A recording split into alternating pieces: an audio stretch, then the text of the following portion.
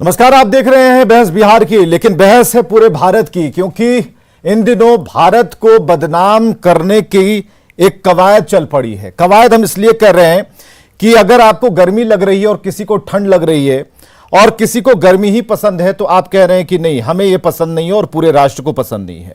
बात इस बात की है कि जिन्हें भरपूर मैंडेट मिला, जिनकी सरकार है, अब उन्हें और उनकी नीतियों को गलत ठहराया जा रहा है, वो भी भारत में नहीं। और भारत में सवाल पूछने के बाद भी अब इस सवाल को लेकर लोग सात समंदर पार हो गए हैं। एक कार्यक्रम चल रहा है, उसको हम लेकर हम आपको ग्राफिक्स दिखाते हैं कि उस ग्राफिक्स में इस मामले के बारे में क्या क्या जानकारियां दी गई हैं। सबसे पहले उसे हम दिखा रहे हैं कि लंदन में राहुल गांधी के बयान पर देश में घमासान मचा है। आइडियाज फॉर इंडिया संवाद सत्र में राहुल गांधी की टिप्पणी आई और इसी टिप्पणी पर कोहराम मच गया, जिसमें उन्होंने भारत की स्थिति को कमजोर बताया। कई और बातें उन्होंने कही। ब्रिज इंडिया के कार्यक्रम में सरकार की नीतियों पर उन्होंने हमला बोला, सरकार की नीतियों को फिसड्डी बताया। राहुल गांधी ने कहा कि बीजेपी ने पूरे देश में मिट्टी का तेल फैला दिया। 18 से 23 मई तक लंदन में आयोजित कार्यक्रम है आइडियाज फॉर इंडिया, और ये आइडियाज फॉर इंडिया जो है वो किस तरह से आइडिया वहां पर भारत से गए हुए लोगों ने दिया, ये समझ से थोड़ा परे है और इसे लेकर के लगातार बहसबाजी जारी है। तो खबर यही है और इस खबर पर लगातार हम बने हुए हैं और इसी पर चर्चा करने के लिए हमने एक पूरा पैनल बिठा रखा है। पहले परिचय कराते हैं। एजाज अहमद प्रवक्ता आरजेडी से हमारे साथ, असफर शमसी प्रवक्ता बीजेपी से, असित नाथ तिवारी जी प्रवक्ता कांग्रेस से, निखिल मंडल जी हैं प्रवक्ता जेडीयू से और अरुण पांडे जी वरिष्ठ पत्रकार हमारे साथ मौजूद रहेंगे। तो आपने इन्हें पहचान लिया, जान लिया, ये पैनल हमारे साथ होगा, इनसे ही सवाल जवाब होंगे, बहस होगी। लेकिन उससे पहले एक छोटी सी रिपोर्ट।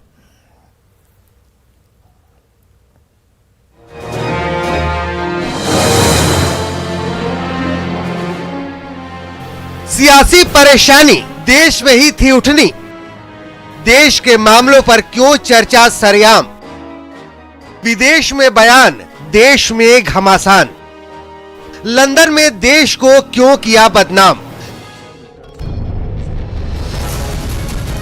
सवाल क्यों है, शोर क्यों मचा है, बताने के लिए अब और क्या बचा है। राजनीति के इन वीरों को सुनकर अब तक आपको भी इस सियासी लड़ाई की तासीर समझ में आ गई होगी। अगर अब भी कोई कसर बची है तो राहुल गांधी का ये बयान सुन लीजिए। India is not in a good place. The BJP has spread kerosene all over the country. You need one spark and we'll be in big trouble. And so I think that's also the responsibility of the opposition, the Congress, that bring people together. सुना आपने, राहुल गांधी ने कहा कि देश के हालात खराब हैं। मतलब कार्यक्रम में बताना था भारत के लिए विचार। सवाल है कि लंदन में क्यों किया देश का दुष्प्रचार। अब बीजेपी इसे मुद्दा बना रही है, क्योंकि राहुल गांधी इतने तक नहीं रुके थे, बल्कि लंदन में तो उन्होंने आरोपों की झड़ी लगा दी। मसलन केंद्र सरकार पर सीबीआई जैसी संस्थाओं के दुरुपयोग का आरोप लगाया और भारत की तुलना पाकिस्तान से की। आरएसएस पर निशाना साधा और दलित विरोधी होने का दोष मढ़ा। कांग्रेस की हार के लिए ध्रुवीकरण और सत्ता का मीडिया पर नियंत्रण को जिम्मेदार बताया। इतना ही नहीं, लद्दाख की तुलना यूक्रेन से कर दी। Yes, I raised the China issue because I'm worried about it. I'm worried that Chinese troops are sitting inside India and I can see exactly what is happening in Ukraine.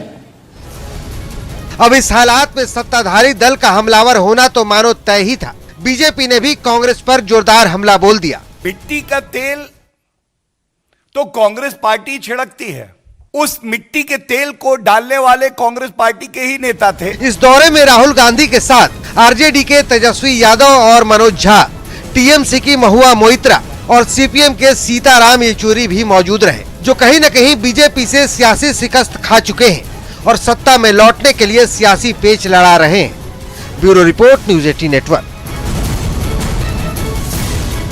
चलिए, इस report को देखने के बाद कई तरह के सवाल हैं कि राहुल गांधी ने क्या कह दिया। क्या मैंडेट को उन्होंने गलत बताया? ध्रुवीकरण कर जनता वोट करती है, क्या यह जनता का विरोध नहीं है? सवाल यह भी है कि भारतीय सेना का मनोबल तोड़ना किस हद तक सही है, जो कि राहुल गांधी कर रहे हैं।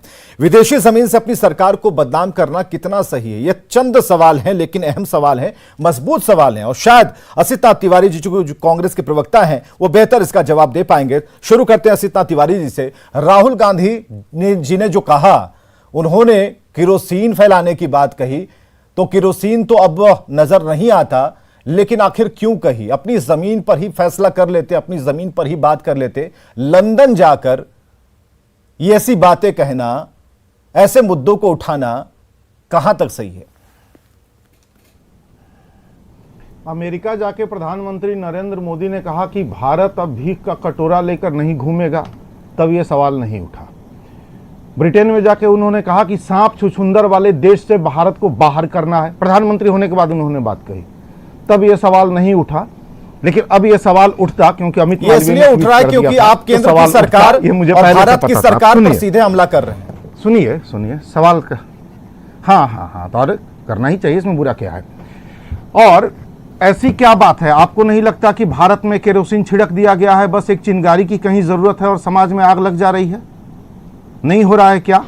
ये सच नहीं है क्या? और आपको क्या लगता है कि वैश्विक मीडिया ने आंख मूंद लिया है? समझ है, वैश्विक मीडिया ने आंख मूंद लिया है भारतीय मीडिया की तरह? नहीं, किसने मूंद लिया? हमने तो नहीं मूंदा। कान खुले हैं। भारत के कई राज्यों में आप काम कर चुके हैं, भारत के कई राज्यों में आप रह चुके हैं असिता तिवारी जी।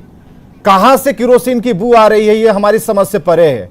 और हम पड़ोसी के यहां जाके, या फिर पड़ोसी नहीं बल्कि 7 समंदर पार जाकर अपने भारत को ये कहें कि वहां तो केरोसिन छिड़क दिया, तो आप समझते हैं कि भारत की जो जनता है उसने केरोसिन छिड़कने वाले को बागडोर दे दी? देश के प्रधानमंत्री ने कहा कि 7 समंदर पार जाके इस देश के प्रधानमंत्री ने कहा कि कटोरा लेकर घूमने वाला देश अब भारत नहीं रहेगा। नरेंद्र मोदी जी के पहले तो ये देश कटोरा लेके घूम रहा था। मोदी जी का ये बयान तो देश की प्रतिष्ठा बढ़ाने वाला था। क्या तब कोई डिबेट हुई थी? आप मुझे बताइए। मैं इसलिए कह रहा हूं, वैश्विक मीडिया ने आंख नहीं मूंदे हैं, कान नहीं बंद किए हैं भारत की मीडिया की तरह।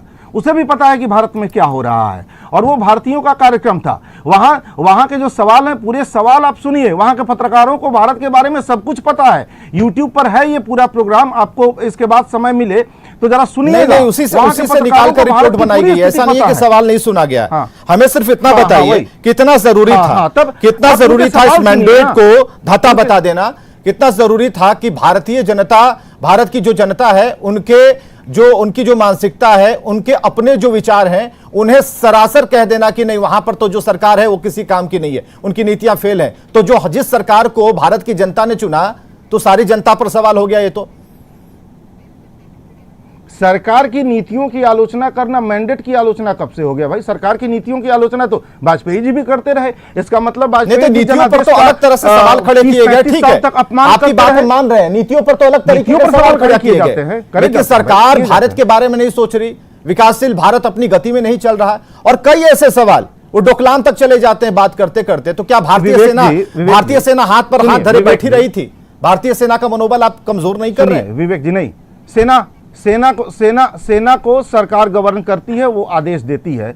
क्या ये सच्चाई नहीं है कि चाइना के बॉर्डर पर चाइना उस क्षेत्र में घुस चुका है जिसको लेके हमारी अपनी आपत्तियां भी हैं, और हम उस पर अपना अधिकार भी जताते हैं। असफर शमसी जी को तैयार कीजिए। नहीं देखा क्या भारत की मीडिया में एक खबर नहीं है कि वहां वो अस्थायी निर्माण कर रहा है और हमारी सरकार चूं तक नहीं कर पा रही है? हम इस मुद्दे पर क्यों चुप रहे? इस मुद्दे पर चुप रहना कायरता है। सरकार कायर है तो क्या विपक्ष कायर हो जाए, पूरा देश कायर हो जाए? क्यों हो जाए भाई? चाइना अस्थायी निर्माण कर रहा है, रोकना किसका काम है? ठीक है, असफर शमसी जी लाइए, असिता तिवारी जी को भी, असफर शमसी जी को भी। अगर आमने सामने की बात है तो वहीं पर हो जाए, लंदन जाने की हमें जरूरत नहीं है, यहीं पर हो जाएगा। 2 खिड़कियों में असफर शमसी साहब को लाइए और असिता तिवारी जी को। लंदन जाने का पैसा भी इस वक्त हमारे पास नहीं है। हाँ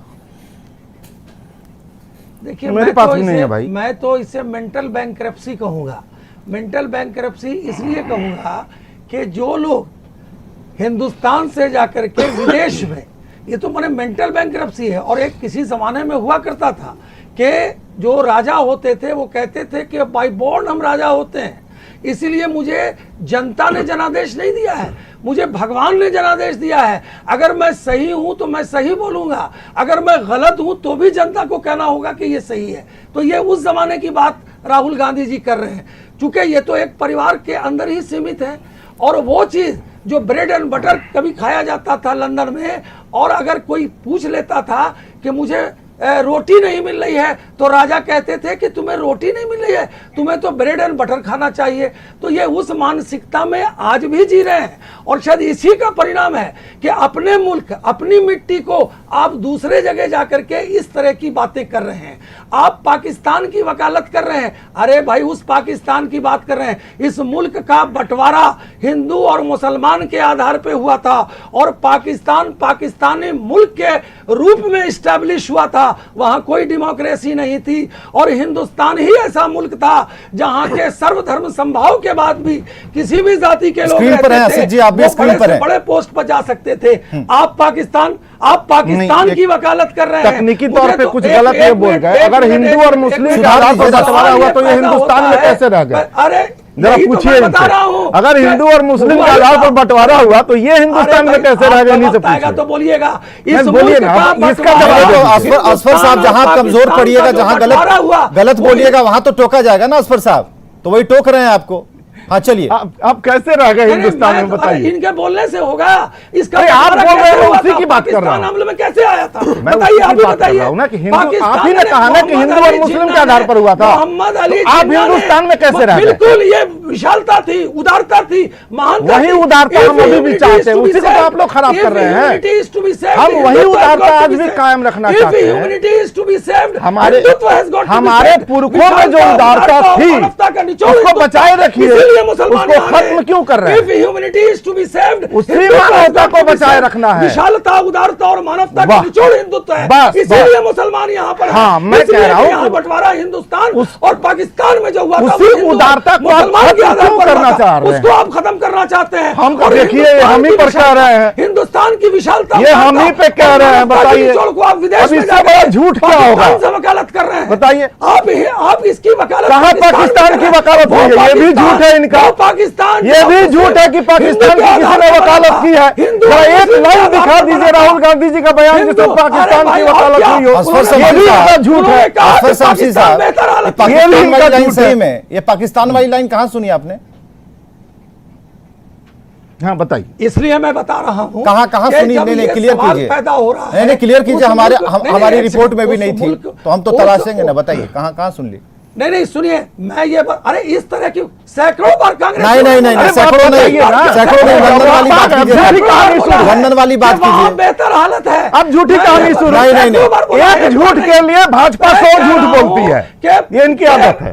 ये लोग जो हैं सैकड़ों बार, आपकी झूठ आ गई सामने, चलिए आगे अगले सवाल पर आइए। तो ये मानने को तैयार नहीं थे कि बंटवारा, अब एक झूठ पर क्यों डिबेट करवाइए? अगले सवाल पर आइए। ये तो मानने को नहीं तैयार थे। मोहम्मद अली जिन्ना ने पाकिस्तान को इसीलिए भाई जिन्ना के सवाल असित तिवारी जी वही है, मुखर्जी उनके उप मुख्यमंत्री असित तिवारी जी सवाल वही है। सहयोगी उदारता और मानवता के निचोड़ पर ये जिन्ना के सहयोगी ये थे लोग रहते हैं। देखिए असित तिवारी, ठीक है, असफर शमसी साहब जरा रुकिए। असफर शमसी साहब, 5 सवाल है हमारे, 5 सवाल है, 5 सवाल है हमारे। असित तिवारी इसका जवाब देंगे। असफर शमसी साहब, अगर बताना था भारत के लिए विचार तो देश का दुष्प्रचार क्यों किया? पहला, असित तिवारी, अगर भारत के लिए विचार ये कार्यक्रम था तो देश का दुष्प्रचार क्यों हुआ? बीजेपी से आपकी लड़ाई है, पॉलिटिकल लड़ाई है, तो विश्व मंच पर भारत को बदनाम करना कितना सही है? तीसरा सवाल, घर घर में रसोई पहुंचाया जा रहा है तो केरोसिन सदी की बात क्यों की जा रही है? चौथा सवाल, विकासशील भारत को पहले जैसा भारत बनाना क्यों चाहते हैं राहुल गांधी? पांचवा सवाल, भारत में जब हर बात की आजादी है तो कांग्रेस को कौन रोक रहा है? ये 5 सवाल के जवाब दीजिए, उसके बाद ही हम आगे बढ़ेंगे। ठीक है, पहला आपने कहा कि देश को बदनाम करने की कोशिश क्यों हो रही है। कहां बदनाम किया गया और क्या बदनाम किया गया है ये कोई बता दे। भाई ये कहा गया कि वहां जो सरकार है उसकी नीतियां ठीक नहीं हैं, तो क्या नीतियों की आलोचना नहीं होती है सरकार की? केरोसिन से कैसे तुलना नीतियों की आलोचना करना देश को बदनाम करना अगर हो गया। आप केरोसिन पर आते हैं, आपके 5 सवाल का बारी बारी से जवाब दे रहा हूं। मैं नोट नहीं कर पाया लेकिन जो याद है मैं बारी बारी से क्रम के अनुसार दे रहा हूं। तो क्या सरकार की नीतियों की आलोचना करना देश को बदनाम करना है? तो भैया अगर ये किसी की सोच है तो आप राजशाही के दौर में पहुंच चुके हैं, तब डेमोक्रेसी नहीं बची है। इसलिए पहले ये सवाल ही बेतुका है। अब दूसरा, केरोसिन। केरोसिन एक प्रतीक है। केरोसिन ये नहीं कि उज्ज्वला गैस से उसकी तुलना की जाए। केरोसिन एक प्रतीक है। ये प्रतीक है देश के समाज में आग लगाने का, कि एक ऐसा माहौल तैयार कर दिया गया है जहां छोटी भी चिंगारी फूट जा रही है तो पूरा समाज तनावग्रस्त हो जा रहा है और पूरे समाज में आग लग जा रही है। ये आपके दूसरे सवाल का जवाब। तीसरा, आपने कहा देश विकासशील है, आज से नहीं है, ये देश शुरू से ही विकासशील है, कोई पिछले 5 सालों से नहीं तो हुआ है। राहुल गांधी तो लेकिन पहले साहब, जैसा भारत अब बनाना विकास चाहते रुक हैं, गया तो पहले ऐसा भारत क्या है? सुनिए ना, पहले जैसा मैं बता रहा हूं ना। अब सुनिए, आप कह रहे हैं विकासशील है। रुपया जो है प्रधानमंत्री की साख खोजते खोजते रसातल की नीचाई तक पहुंच गया है, अभी उनकी साख मिली नहीं है। पता नहीं रुपया और कितना नीचे जाएगा तब प्रधानमंत्री जी की साख मिलेगी। आप इसे विकासशील मानते हैं तो बढ़िया बात है। बेरोजगारी आजादी के बाद से सर्वाधिक बेरोजगारी दर जिस देश में हो, अगर वो विकास होना है तो भाई मुबारक हो फिर ऐसी सोच को। मतलब आप ये मानते हैं कि 7 समंदर पार जो राहुल गांधी ने बोला कहीं से भी गलत नहीं बोला, कहीं से भी भारत की बदनामी नहीं हुई? सच बोला। सच जिन बोलने में क्या उदाहरणों से दिक्कत है? तुलना की गई उसमें कहीं कोई दिक्कत नहीं थी। किससे तुलना की गई? नहीं, जिन जिन उदाहरणों को सामने रखा गया, जिन जिन बातों को सामने रखा गया, उससे कहीं कोई बदनामी भारत की नहीं हुई। अब एक बात आप आई नहीं, एक विवेक जी और पॉइंट है जो आपने पहले उठाया था कि चीन के मुद्दे पर आपने कहा सेना की बदनामी है। हाँ। चीन के मुद्दे पर सेना की क्या बदनामी है भाई?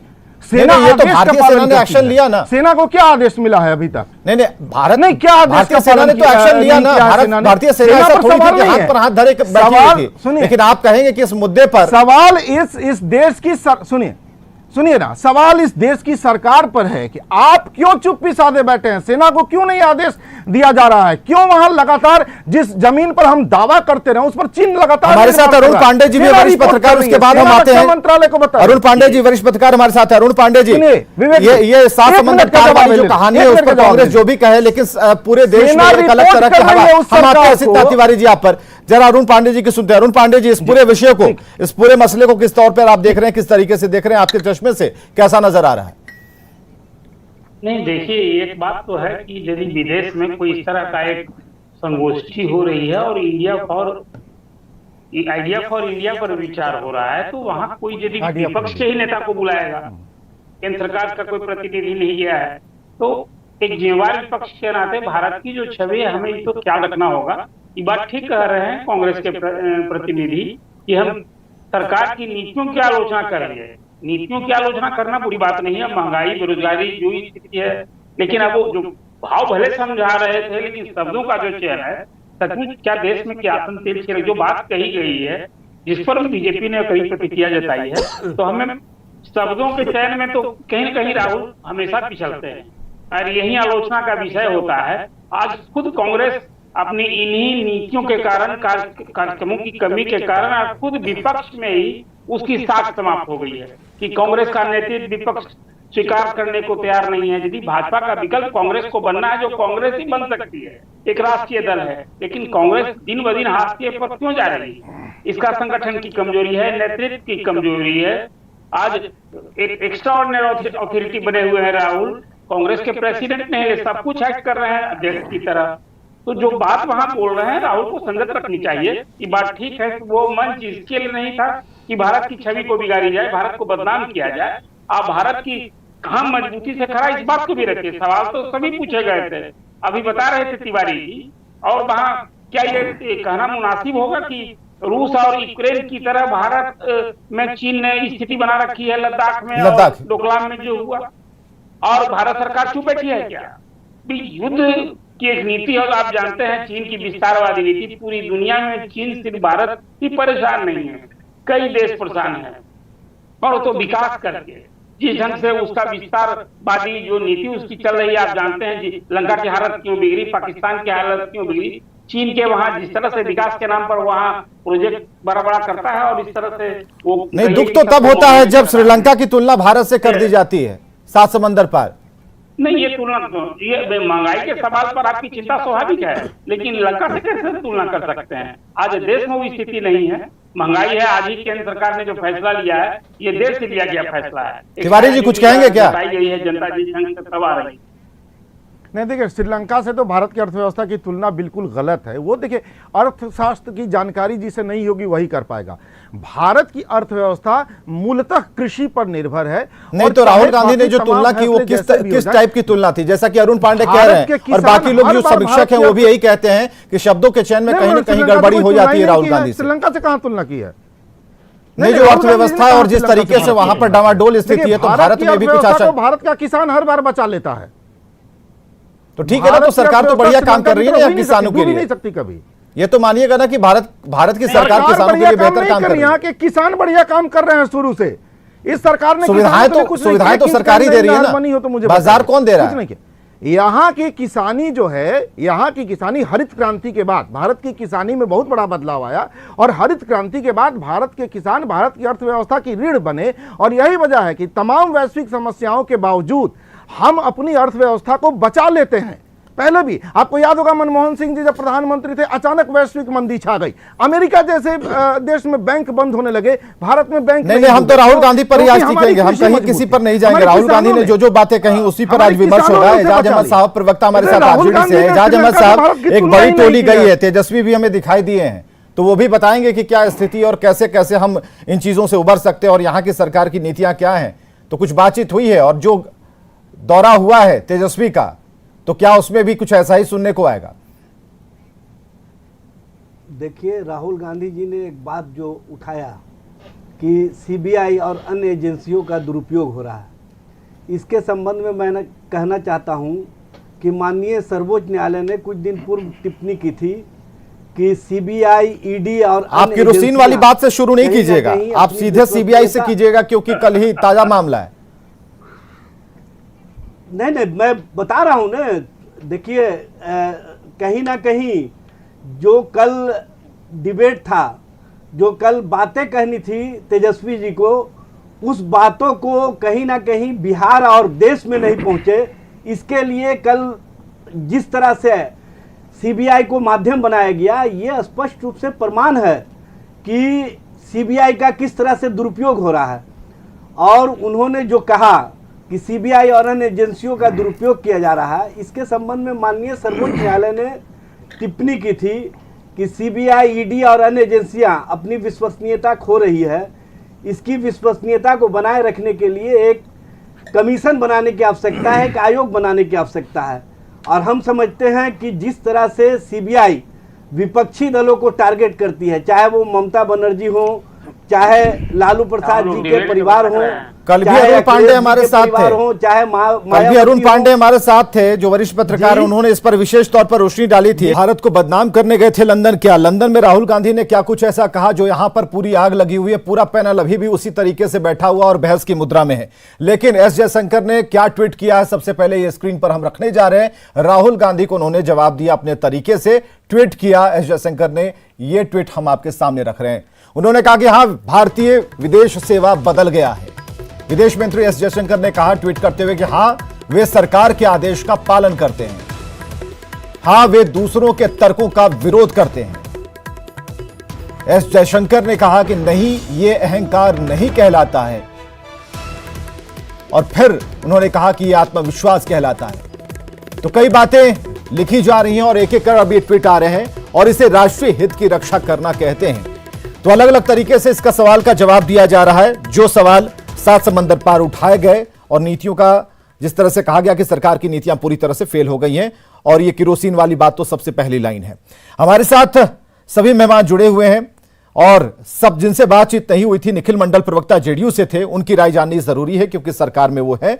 और क्या ये जो आरोप हैं, ये जो आरोप राहुल गांधी की तरफ से खड़े किए जा रहे हैं, उन सभी नीतियों की, उन सभी सरकार की नीतियों की, केंद्र सरकार की नीतियों को ध्वस्त करते हुए केरोसिन की बात कही जा रही है और उनके साथ जो जो लोग हैं उसकी आंच वहां भी आ रही है।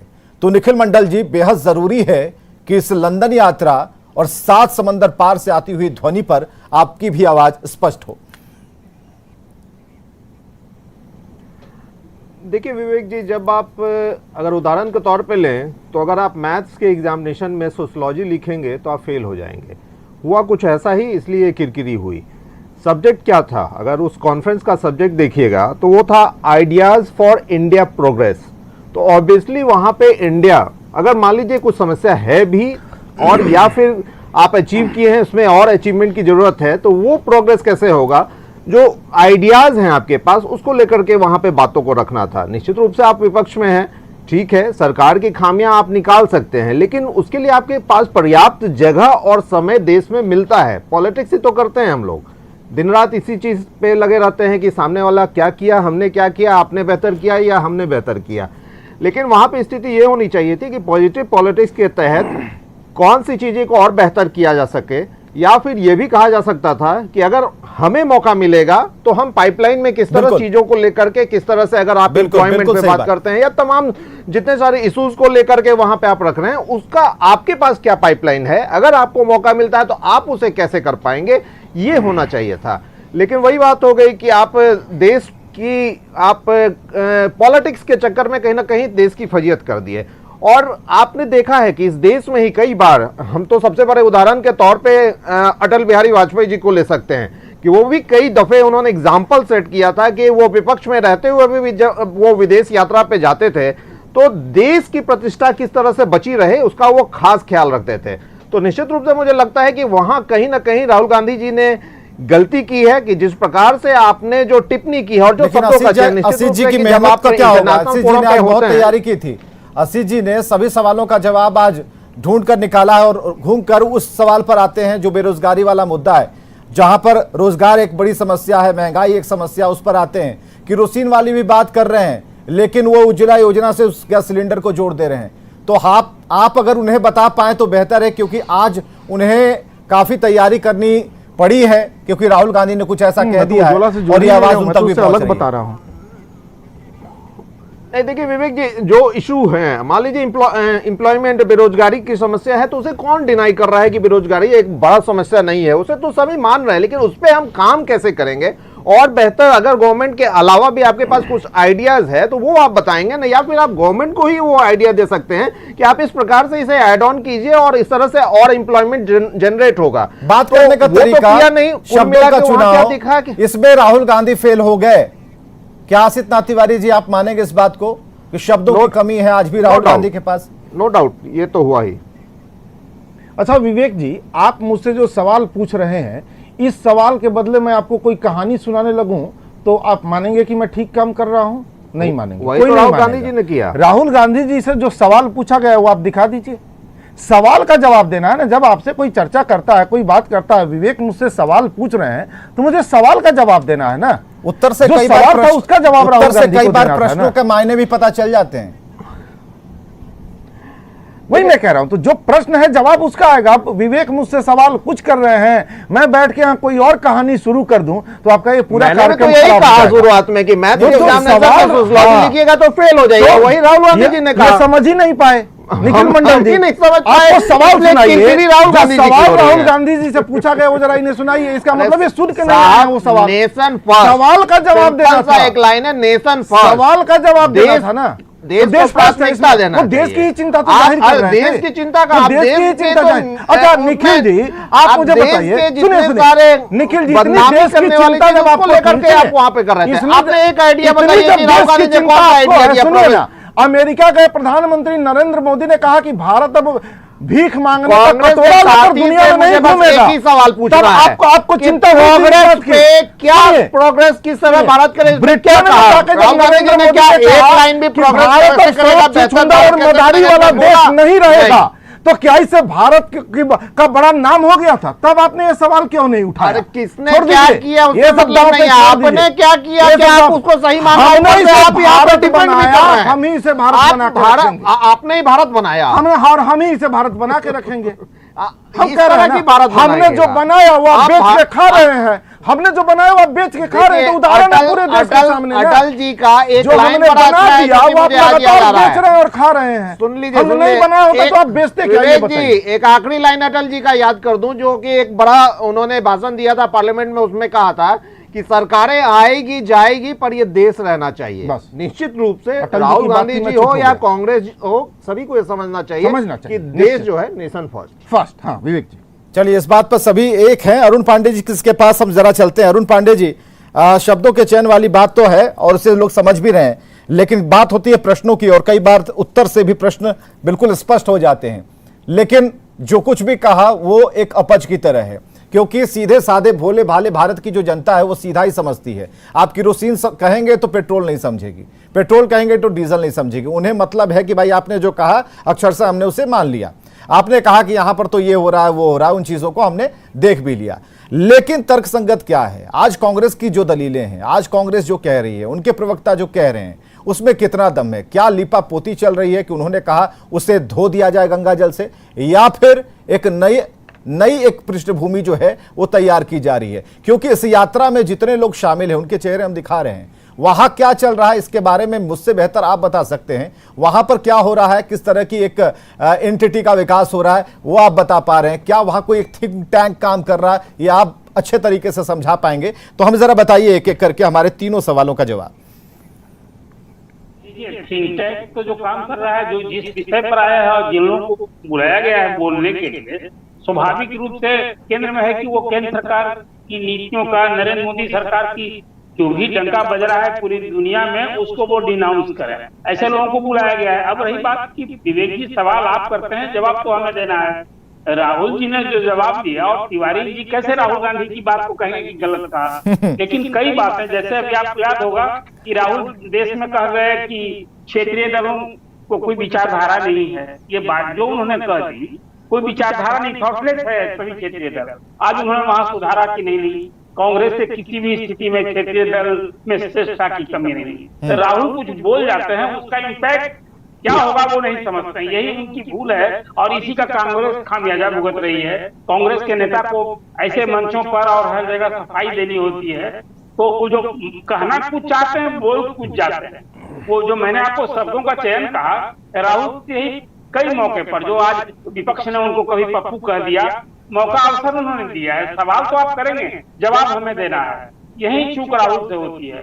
कांग्रेस के एक वरिष्ठ नेता है, कांग्रेस के पूर्व अध्यक्ष हैं, होने वाले अध्यक्ष हैं, और नेचुरल है कि जो बोलते हैं उसमें वेट होना चाहिए, लेकिन वो इसका ख्याल नहीं रखते हैं।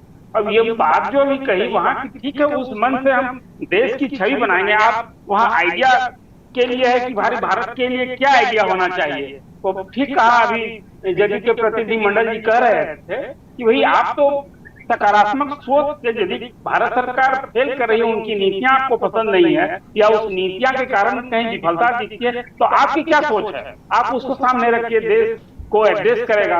और मैं तो ये मान रहा हूँ कि कांग्रेस चुक रही है। आप जनता में जाएंगे नहीं, जनता के सवाल पर, अभी महंगाई बेरोजगारी जो मुद्दे हैं उस पर तरफ पर कांग्रेस कहाँ होती थी। अब ट्वीट की राजनीति हो रही है आजकल। अब पार्टियां कहीं जनता के लिए संघर्ष करें, यही तो लैक हो रहा है विपक्ष में। आप विपक्ष यदि सत्तारूढ़ दल को, सरकार को घेरना चाहते हैं तो जनता को बोलबम ट्वीट से नहीं होगा, सड़क पर आकर के आपको उन मुद्दों को घेरना होगा। ये लैक हो रहा है कांग्रेस खुद की कमजोरी से ग्रस्त। और विदेश में जहां अवसर मिलता है वहां ऐसी बात कह जाते हैं कि कांग्रेस खुद कटघरे में खड़ा हो जाती है, अवसर मिलता है। तो कांग्रेस को इससे सचेत होना चाहिए। ऐसे मन से भारत की छवि नहीं बनती है। और बात ठीक है, आप विपक्ष में भी हैं तो पहली आपकी जिम्मेवारी है कि देश की प्रतिष्ठा, देश की छवि कैसे और सुधरे बने। और आप कमजोरी, जो सरकार की कमजोरियां हैं, उसकी आप नीतियों की आलोचना कीजिए ना, उसको कौन रोकेगा। लेकिन आप कहाँ स्थान, वो टाइम एंड फैक्टर होगा, प्लेस होगा। आप ये बात कहाँ बोल रहे हैं? आप 7 समुंदर पार यदि भारत को जिस रूप में आप विदेश सेवा के आपने राजदूतों से क्या अपेक्षा करते हैं? जो भारत सरकार की नीति होगी, किसी भी देश की जो नीति होती है, राजदूत जो विदेश सेवा के लोग हैं वही करेंगे। आप उस पर भी आलोचना कर रहे हैं। और ये मैं उनसे सहमत नहीं हूँ कि देश में मीडिया पर सरकार 100% कंट्रोल है। जब ये कंट्रोल होगा तो ये डिबेट नहीं होता। आज जो आप डिबेट कर रहे हैं, इसमें सरकार की खामियों को भी उजागर कर रहे हैं, विपक्ष की कमजोरियों की उजागर कर रहे हैं। और राहुल जी ने जो कहा है उसको भी हम प्रस्तुत कर रहे हैं। ये बात कहना कि मीडिया 100% कंट्रोल है और आप संगठन की कमजोरी, कांग्रेस की कमजोरी के कारण आज ये स्थिति है। आप घेरिए ना नरेंद्र मोदी सरकार की। मैं तो आपसे कहा कि महंगाई बेरोजगारी ऐसे मुद्दे हैं और जहां आपको कमी लगती है घेरिए। वो घेरने से कौन रोकता है? लेकिन आप जनता को गोलबंद करना होगा। मीडिया को यूज करके कि 100% मीडिया कंट्रोल है, ऐसी बात है क्या? मैं नहीं मानता हूँ। मैं मीडिया से जुड़ा व्यक्ति हूँ। मुझे तो कभी नीतीश कुमार की भी मैं आलोचना करता हूँ, पुराना परिचय, आज 35-40 साल से हम लोग वोटर का संबंध है। फिर भी कहाँ उन्हें बुरा लगता है? ये सकारात्मक बात होनी चाहिए। यहीं पर राहुल फेल होते हैं और आज यही कारण है कांग्रेस की देशनता घट ठीक है गई सर। सर एक प्रतिक्रिया आसित तिवारी जी से, एक आखिरी प्रतिक्रिया। ये एक सबक अरुण पांडे जी ने कहा, पत्रकार हैं, वरिष्ठ पत्रकार हैं, जमानों को देखा है, और असित जी आप भी पत्रकार रह चुके हैं, तो ये जो कह रहे हैं, एक तो दबाव जरूर होगा असित जी, हम समझ सकते हैं कि अब प्रवक्ताओं के ऊपर दबाव होता है, लेकिन आप इसे मानना भी होगा, क्योंकि देखिए हम जहां जा रहे हैं, मंच क्या है, और उस मंच पर हम अपने देश को सबसे पहले, जैसे आपने भी कहा नेशन फर्स्ट, तो सबसे पहले हम अपने देश को रखेंगे, बदनाम नहीं करेंगे, कोई ऐसा शब्द हमारे जुबान से ना निकले जिसके अलग अलग मायने और मतलब निकाले जाने चाहिए। तो क्या अभी तक जो अरुण पांडे सर ने जो कहा उससे क्या आप सहमत नहीं है? देखिए, मैं अरुण पांडे जी को जवाब देना नहीं चाह रहा हूं, सीनियर जर्नलिस्ट। जवाब नहीं, इसको जवाब देना नहीं कहते, अपनी बात रखना, लेकिन मैं बस ये जानना चाहूंगा, सुनिए विवेक जी, मैं बस ये जानना चाहूंगा, मैं आज ही के अखबार में पढ़ रहा था कि भारतीय सेना में 2.5 लाख पद खाली हैं और पिछले 4 साल से नियुक्ति नहीं हुई है। अरुण पांडे जी मुझे कोई एक डेट बता दे कि भाई किसी एक चैनल पर इस मुद्दे पर डिबेट होगी। क्या यह देश की सुरक्षा के लिए खतरा नहीं है? 2.5 लाख पद का खाली होना, किसी एक चैनल में अरुण पांडे जी बता दे, डिबेट हो, मैं उस दिन बैठ के देखूंगा। क्या ये मीडिया पर कंट्रोल नहीं है? रुपया अब तक के रिकॉर्ड निचले स्तर पर है, प्रधानमंत्री की साख खोजने में कितना नीचे जाएगा पता नहीं है। क्या किसी दिन डिबेट होगी? अरुण पांडे जी मुझे बता दे। बेरोजगारी रिकॉर्ड लेवल पर है, क्या किसी दिन इस पर डिबेट होगी किसी चैनल पर? मैं देखूंगा, मुझे मत बुलाइए उस डिबेट में, मैं देखना चाहता हूं कि महंगाई के मुद्दे पर तीनों मुद्दे पर डिबेट मैं कर लूंगा, आपको बोल रहा हूं, मैं डिबेट कर लूंगा इन तीनों मसले पर। जल्द ही इस मुद्दे पर डिबेट होगा जो आपने कह दिया, लेकिन अभी जो डिबेट का मुद्दा राहुल गांधी ने दिया है, सुन लीजिए ठोक के, जो राहुल गांधी जी ने सर, मैं वही तो कह रहा हूं, आप किस आधार पर कह रहे हैं कि मीडिया पर गवर्नमेंट का कंट्रोल नहीं है? ये मुद्दे 2.5 लाख पद सेना के खाली हैं, बिल्कुल दावे के साथ तीनों मसले पर डिबेट मैं कर लूंगा, घबराइएगा मत। बहुत बहुत शुक्रिया आप सभी का आने के लिए, इस चर्चा में हिस्सा लेने के लिए। खबरें लगातार जारी हैं।